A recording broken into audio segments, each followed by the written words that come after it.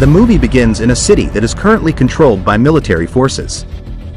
A terrible disaster occurs where the residents are infected by a deadly virus that makes most of them decide to flee to another city. However, their efforts are stopped by the soldiers who order the residents to remain in the city. Those who oppose the military's decision will be sent to isolation camps. The next scene shows a commander named Stone, who is torturing the wife of one of his rebellious soldiers. The soldier is called John. Stone finds out that John is helping people to escape from the isolation camp. Stone threatens to kill his wife, Susan, if John still won't tell him about the hiding place of the residents who escaped from the isolation camp. Because John refuses to tell him the truth, Stone decides to kill Susan right in front of John. 3 years have passed, yet John still cannot forget his beloved wife. While in hiding, John is secretly practicing self-defense to avenge his wife one day. Then, it is told that back then, in the past, John was one of the members of the Special Forces under Stone's command. The Special Forces have massacred hundreds of residents who were suspected of being infected with a dangerous virus. The truth is, this virus was just a diversion of issues Stone made for his personal gain. The citizens had to become victims of his greed. John, who still has a conscience, strongly condemns the heinous actions of his superiors, but John is considered a traitor because of this. According to the test results, John was immune to the virus that hit the city, so the medical team planned to make a vaccine from John's blood. However, John refused and fought them, and in the end, he managed to escape from the camp. John is currently hiding in the forest. The thought of his wife's death still haunts him, and he is also still feeling guilty after killing many innocent citizens. When he is mourning his fate, John is surprised by the presence of a wounded woman. John immediately takes the woman into his hut. The next day, the woman wakes up. Her name is Maria. In Maria's body, John finds a bullet still lodged. This bullet was fired by military forces when she tried to escape earlier. John helps Maria remove the bullet. After it is successfully removed, John is surprised to find out that it's not an ordinary bullet. This bullet is a tracking device. Maria passes out after John removes the bullet from her body. John realizes that Maria is being targeted by the Special Forces, and he also sees a special barcode on her wrist. When she wakes up, John tells Maria that she can stay in his cabin for a while, but later, after she recovers, she has to leave immediately because John doesn't want to get into trouble since he's also the target of the Special Forces. 2 days later, some people from the Special Forces come to his hut and ask him about Maria's whereabouts since the GPS points them to his hut.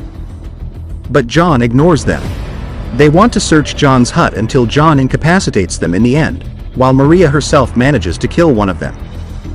Maria senses that John is not an ordinary person. She wants to know more about John, but John doesn't want to reveal his identity to her. The news about the deaths of the members of the Special Forces reaches the ears of their 2 superiors, Roy and Lucy. They plan to report it to their commander, who is none other than Stone, the person who killed John's wife at the beginning of the film. Meanwhile, John is busy building a fort in his hiding place. He is pretty sure other members of the Special Forces will come to retaliate. Later in the evening, Maria opens up to John, and she tells him why she is being chased by the Special Forces. Just like John, Maria's DNA is immune to the virus, hence they want to use her. Maria is reluctant to give her DNA because she knows that the military forces would only give the vaccine to certain groups. They will not help poor citizens who are infected by the virus. They will only use the vaccine for their personal gain so they can take control of the city. Fate brought her to meet John, who has the same condition as her, but the difference is that John has to lose his beloved wife. Maria says that in the past she was a thief and had been imprisoned, but the virus outbreak had killed most of the prisoners as well as the prison guards. Maria survived because she was immune to the virus. The next day, John teaches Maria how to use weapons to defend herself. Shortly after, 3 members of the Special Forces come to the forest. John realizes that they are coming, and he deliberately gets into the hut to lure them. When they get close, John quickly shoots them. Unfortunately, Maria is caught by one of them, and he orders John to come out of his hiding. John shoots the man from inside the hut, then he immediately kills him after exiting the hut. Since the three of his men still have not returned, the superiors decide to send more people to capture Maria. They still don't realize if the one who is protecting Maria is John, who is a former member of their special forces and who is known as a skillful fighter. Meanwhile, John and Maria are preparing themselves to welcome the next troop's arrival. John takes out a weapon he hasn't used in a long time. John asks Maria to get some water from a lake not far from his hut, but unexpectedly, Maria is surrounded by the members of the special forces who just arrived there. Assuming their main target has been captured, Roy immediately reports it to Stone, the commander. Before he manages to finish his report, John suddenly appears and starts firing at them. Once again, Maria is saved by John. Unfortunately, Roy is still alive and immediately reports what has happened to Stone and asks him to send reinforcements. Commander Stone instructs his men not to kill Maria and captures her alive. The dispatched troops finally arrive, although she is caught once. In the end, Maria manages to kill the members of the special forces. News of the death of his troops reaches Stone's ears. He immediately sends additional troops and instructs them to kill the person who has been helping Maria. These additional troops arrive at John's hut. Gunfights and scuffles break again, but John manages to defeat the special forces because he has prepared a strategy to fend off their attacks, and he is also very familiar with the terrain. On the other hand, the members of the special forces seem to have difficulty attacking until, in the end, they meet the same fate as the previous troops. Dozens of additional troops arrive. This time they find a tunnel near John's hut, and they immediately report to Lucy. Unexpectedly, Maria hides above the tunnel and fires them all until no one is left. The death of his men makes Stone realize that he needs to change his strategy. He plans to lure John into the tunnel.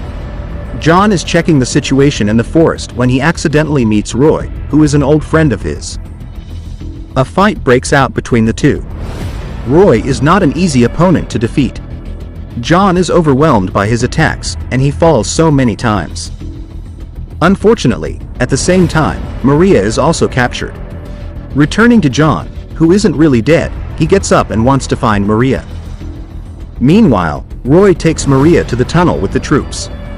John overhears the instructions from Commander Stone through the comms of the dead troops. He orders them to gather in the tunnel, and without thinking, John heads straight to the tunnel. He doesn't realize it is a trap set by Stone. John meets Roy again in the tunnel, and they fight once more. Meanwhile, Stone and his troops are waiting for Roy at the end of the tunnel. Back to John, who is having a hard time with Roy's fighting skills, but John is still able to survive until, at one point, he manages to overpower Roy. After successfully killing Roy, John immediately takes Maria with him out of the tunnel, but the troops have already blocked the in and out access. Like it or not, John and Maria have to fight them. Another shootout ensues. John and Maria manage to defeat the special forces, but not long after that, the additional troops arrive. In the end, John throws smoke grenades to block their view. He uses this opportunity to run towards the exit. On his way to escape, John is hit by a shot from Lucy but still manages to survive. Then he and Maria enter a room. He orders Maria to hide there until it is deemed safe. He will lure the enemy troops out of the tunnel. Unfortunately, Stone and his troops are already waiting for him at the end of the tunnel. John has no choice but to surrender. Finally, John meets his wife's killer again. Now, Stone understands why Maria is so difficult to capture. It's because John has been helping her. Then Stone asks John where Maria is. Of course, John won't tell him even though he is being tortured by them. Unable to make John reveal Maria's location, John challenges Stone to a one-on-one duel. Stone, feeling challenged, happily agrees. In the end, John manages to defeat Stone in front of his men. Stone then orders his men to give him a weapon, but none of them want to give him one because they are fed up with their heinous commander. Eventually, Stone forcefully grabs a weapon from one of his men, but he is shot with the gun he is holding. At the same time, Maria comes out and surrenders. She shows them 2 grenades and threatens to blow herself up if Lucy doesn't let John go. Lucy grants Maria's request, and Maria is brought to the headquarters while they leave John and the forest. It turns out that earlier, John has given his blood sample to Maria so they can use it as a vaccine. In the end, a vaccine is made from John and Maria's blood samples, and the citizens can live peacefully in the city.